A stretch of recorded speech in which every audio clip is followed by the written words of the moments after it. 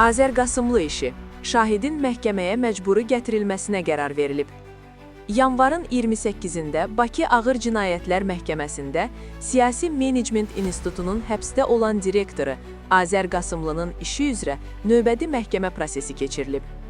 Hakim Telman Hüseynovun sədrlik etdiyi prosesdə Azərqasımlını hədə-qorxuda ittiham edən Qurbanəli Yusifovun keçmiş həyat yoldaşı Fərəhbanu Yusifova daha öncə müdafiə tərəfinin vəsatəti əsasında şahid kimi ifadə verməli olsa da, o bu dəfəki prosesdə də iştirak etməyib. Buna görə də Azərqasımlının vəkili Rövşanə Rəhimli şahidin məhkəməyə məcburi gətirilməsi barədə vəsatət verib. Məhkəmə müşavirədən sonra vəsatəti təmin edib. Növbəti məhkəmə prosesi fevralın 11-nə təxirə salınıb. Fərəhbanu Yusifovanın məhkəməyə şahid kimi çağırılması barədə yanvarın 14-də baş tutan prosesdə vəsatət verilib.